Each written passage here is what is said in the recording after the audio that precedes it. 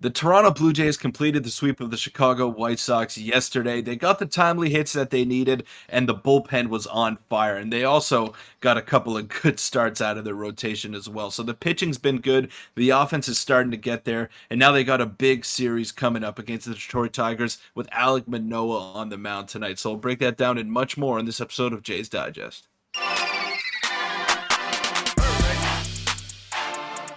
What's up, Jays fans? I'm your host, Peter Vryonis, alongside host Nick Gosse. And yesterday was a very exciting day for Blue Jay fans. I mean, we finally saw some offense out of the team. It took them 11 innings in the first game, but they exploded in those extra innings frames. And they got some timely hits, not necessarily the home runs that you'd want to see in game one, but that came in game two. And just some all out great pitching performances as well in both games. Yeah, absolutely huge series sweep. If this was a series that coming in, the Jays needed to sweep to gain some ground, they are now tied for a playoff spot. I know it's early to be talking about that, but they talked about it in the broadcast yesterday. The Yankees lost, the Astros lost, the Rays have lost 5 in a row.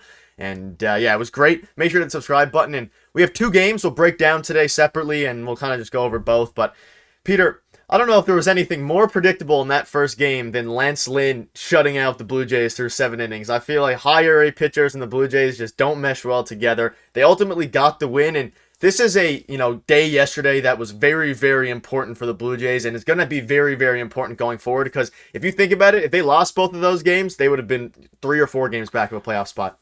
Yeah, I think a little bit too close for comfort when it comes to both of those games. And the offense is just going to have to start hitting more consistently. Obviously, they got the runs that they needed. They scratched a couple across to get them that breathing room, but you can't be winning 5-4 games in double headers. You can't be going 11 innings in double headers either because the bullpen has no breathing room and they have no room for error either. And you alluded to it, Nick, in the title, and you said this could save the Blue Jays season. And I think you were talking about the bullpen and their dominant performances in the past couple of games. But in my opinion, what's going to save this Blue Jays season, which has been sort of up and down thus far, it's the hitting. And the team will go as far as the offense will take them. And obviously, the pitching has done a formidable job. Their starting rotation, minus Alek Manoah, has done what they needed to do, and they've held down the fort. And the bullpen, for the most part, has been very good as well, but they're winning so many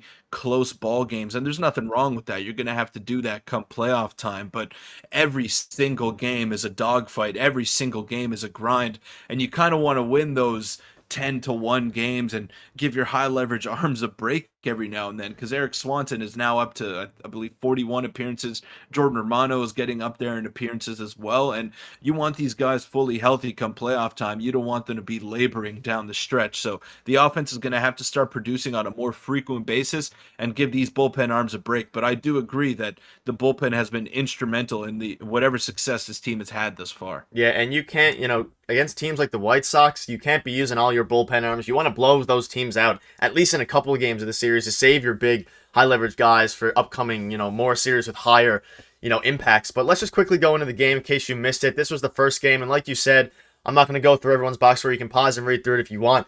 We didn't score a run until the 11th inning, and to be honest with you, that 11th inning almost seemed like the baseball gods were on our side because a lot of those balls were not very hard hit. They were squeaking through the infield with some choppers, but that's what happens when you put balls in play and don't strike out, and they ended up scoring 6 runs and winning 6-2, and huge shout out to not only the bullpen, but Jose Barrios, who has been absolutely dominant as of late. He's had like a 2.3 ERA since past couple months, 7 innings, 1 hit, 6 Ks. He went toe-to-toe with Lance Lynn, and if he did not do that, that could have been a game where the Jays lost 1-0, and it would have been very, very frustrating as a Jays fan. And we'll get into the bullpen in a little bit here a bit more, but huge start out of Jose Barrios. Anything else you want to touch on regarding this game before we move on to the next one?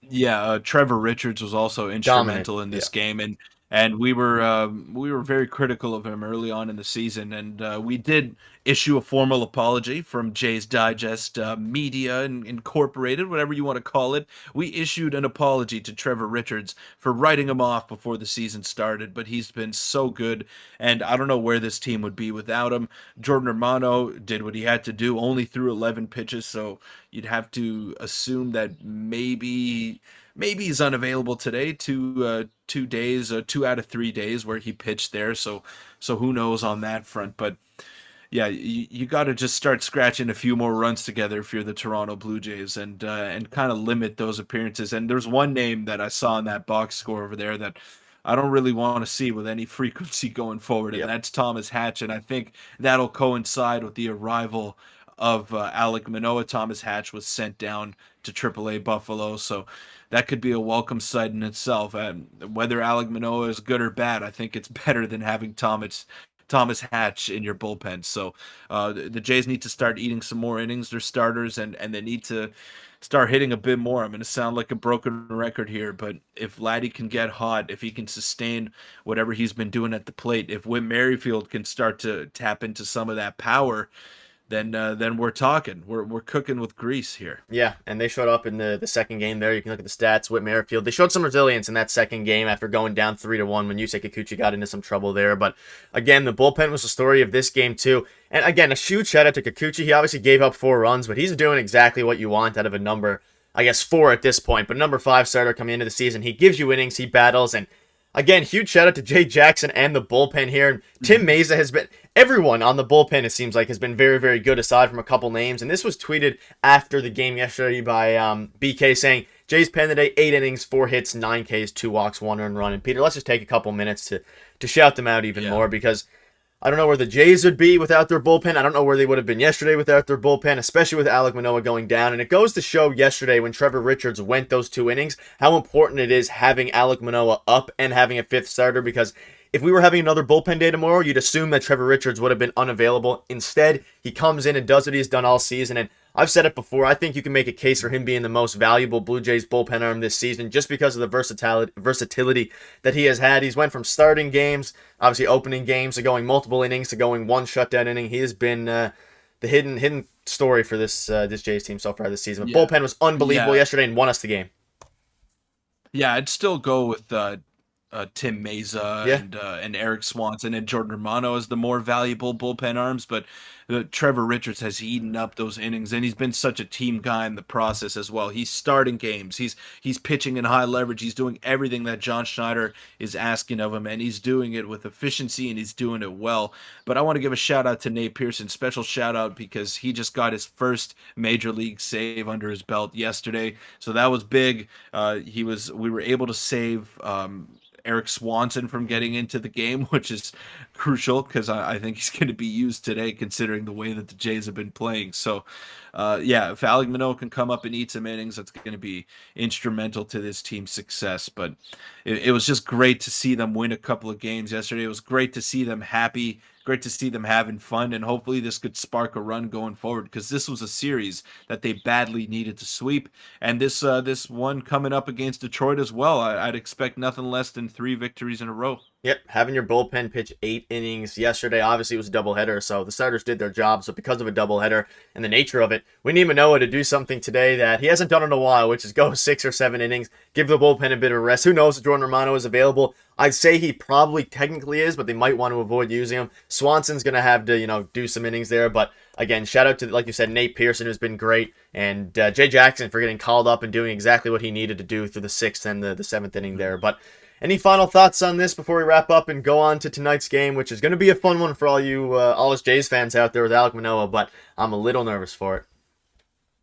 I'm a little nervous too, but this is why we're fans of the team, Nick. We're emotionally invested. We want to see these guys do well, and it sticks with us when they don't play well, and we take it the wrong way sometimes. But I want to give a special shout out to Tim Meza as well. He lowered his season ERA to 1.21 on the season, so just unbelievable out of him. He's been lights out of that bullpen. Hopefully, Alek Manoah can find some lightning in a bottle for tonight's game and carry it over post All-Star break as well. Yeah, and hopefully the Jays can go on and sweep the Tigers and gain some ground heading into the All-Star break where Vladdy's going to take on the Home Run Derby. But that'll wrap it up. Thank you guys for watching. We'll see you tomorrow.